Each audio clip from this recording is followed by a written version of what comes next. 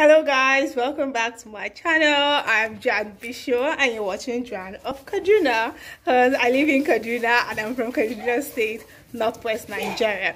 So today's video is going to be a vlog. Yay, we're going to be having our very first vlog and I'm going to be taking you guys on my journey, through my journey, all the journey to Abuja, the FCT and back. This weekend, first weekend of October. My baby sister is going to be graduating from secondary school and we are going to Abuja to celebrate with her. And I'm going to take you guys through it all. And also it's a great relief because this week it has been hellish for me and for a lot of Kaduna residents because of the security measures that have been taken to curb the violence in the state, to bring peace in the state. There's been a network blockade for almost a week, I think since Tuesday, and today's Friday, for almost a week, and it has not been funny. No calls, no internet, only in few certain parts of the state that you can be able to get internet because a lot of local governments were affected by the blockade. So it's been... Let me run away to Abuja for a few days and get network sanity before I come back to all that's happening. If you're in Nigeria and living in Nigeria, you notice a lot of things have been going wrong in Kaduna, especially as regards to security. We've not been having it easy this past few years. Peace has eluded us. Every day you go out and your heart is in your hands. You just pray that as you go out, you come back safely. As you go to sleep, you can wake up the next morning. Not because death cannot just take you anywhere, but because some people that are, I don't know, that just feel like violence is just their own way of living, who just decide to butcher in your sleep, kidnap you, extort you. It has been hellish in Kaduna this past few years. And through it all, thankfully, I have not been affected personally, but I have family members that have been affected. I have friends that have been affected, and I shouldn't wait for it to get to me before I know that it's bad. It's that bad in Kaduna. And I hope that whatever this network blockade trying to get out the thugs, the terrorists, the terrorists, I'm not calling them bandits. They are not thugs, they are terrorists. The terrorists, and try to bring peace to our state. I hope that is going to be effective, and we deserve peace. Like, we deserve peace. So on that note, I'll be taking you guys through my journey, so stay tuned and come along with me.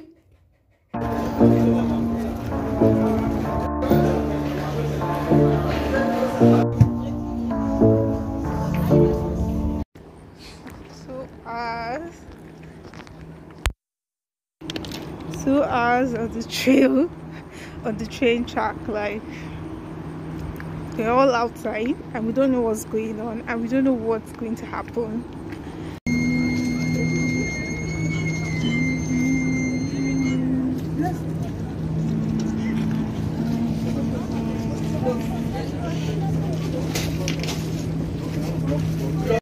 Hey guys, so just woke up. It's the next day and we arrived at Abuja. But not it without its own wahala. Not without its own wahala.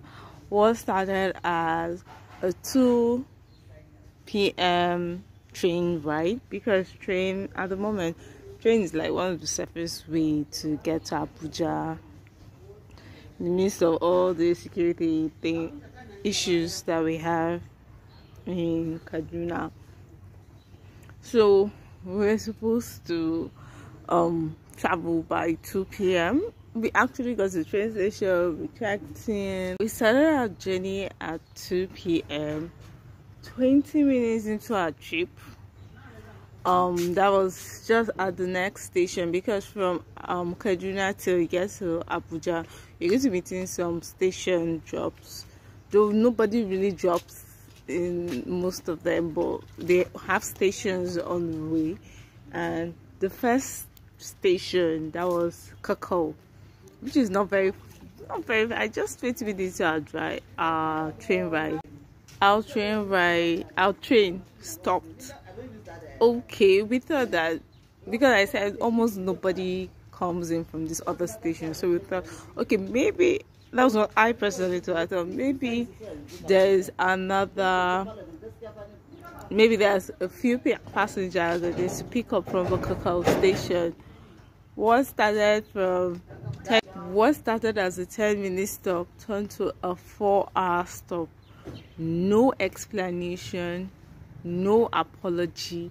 Like, we had waited for like 2 hours first before it seemed like they wanted to say something over the public address system.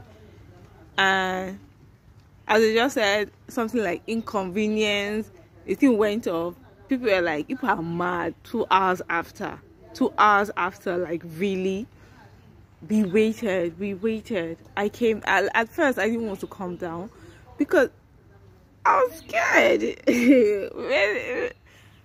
We're kind of, because the stations, how the train tracks, and most of the train tracks are within bushes. So here we were in the bush, and they were not telling us anything. A few passengers that actually went to ask came back and said they told them that the head, I think, like the compartment that is ahead where the main thing that is going to drive us was faulty, and they were waiting for a replacement head from Abuja. Now this was a 2 o'clock train, so we thought that the other 2 o'clock train, because the train from Abuja doesn't leave till like 2:15, so we were thinking that was the train, but that train came and passed and nothing. We felt okay, maybe another one. Another, like 2 trains passed us, nothing. They said the other train that came from Abuja, that the head does not fit with this particular train.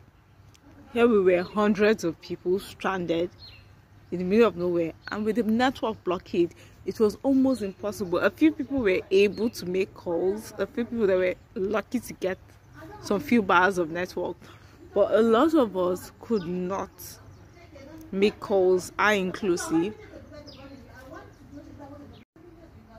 When I came out, passengers were outside, people were getting agitated. At the end, they had to, because it was as if nothing was happening. Nothing. People were not addressing us, people were not telling us, apart from if people come to go to meet you, and it was even seeming like they were lying. At the end, last, passengers went to, because since it's the station, so for sure there were going to be staff at that station, at the Cacao station. Passengers went there, caused a scene, mad scene.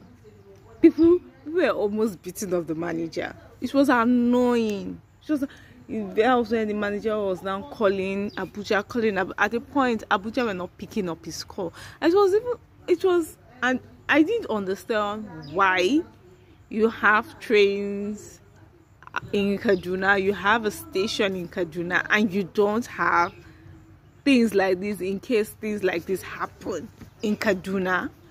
It was like, what's happening? At the point, thoughts were running through my mind, like, what if something happens here? We are scared.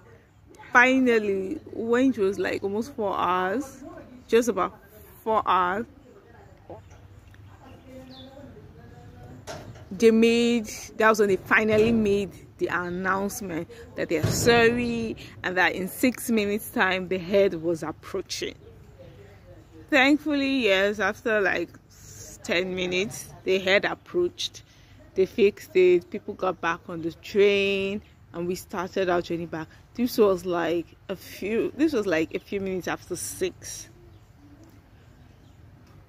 when at that time we should have been in our houses resting. We were still on the road. We got to Abuja just about some minutes after 8, and thankfully we're home. the train rides, this is my first time experiencing this kind of situation in the train ride, because the train rides, for me, I personally prefer them recently to the road rides, because one, insecurity, and again the roads are bad. I don't know why the Abuja Kaduna roads are bad. It gets a point you're avoiding potholes and all here and there. The roads are bad. So the train is like, and it's the same 2 hours. You sit down, you're comfortable. Most of the time, all the train seats are not taken. So sometimes you could have a whole seat to yourself. You could charge your phone as you're going. Like, for me, it's okay. And then in 2 hours, you're in the train station and you come out and you're done. And for now, there is no security challenge about it. Okay, one good thing I would give to them was that when all this was happening, they always travel security. So security were there with us. Police cars were patrolling the whole train. There were security with us in the train, outside the train. So I would give them applause for that. But their customer service is shitty. And to think this happened on the 1st of October, like, it shows that we still have a long way to go. Why would you, like, most Nigerian government businesses, they always behave like this. And it's not about the government, it's about the people, because it's people like you and I that are put in charge of all these things. But even though I know, yes, the government have their own, but still we are not even doing anything to make things better for ourselves. Because when they were confronting, I had not come to the station, like to inside the office. So one of the passengers that was next to me, when he came back, he was saying that there was a time that they were talking, and one of the train railway corporation staff was like, and that after all, today is 1st October, so we should be celebrating it here. They said, they were like, is he mad? Is something wrong with him?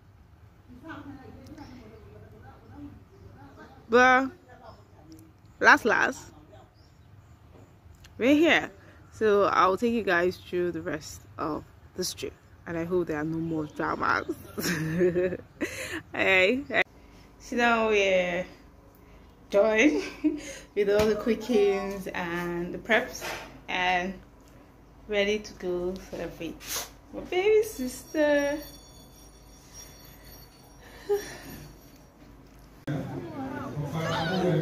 And there's my sister. Sorry.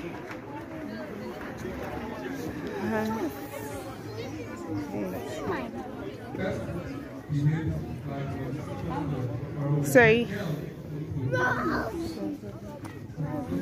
You're proud, parents, we are proud of them, and we're very confident we will deliver as at way to. God bless you all, and safe trip to you all as you go back in Jesus' name.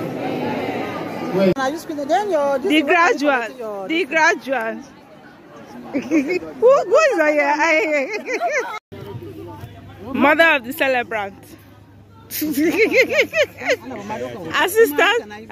mother of the celebrant.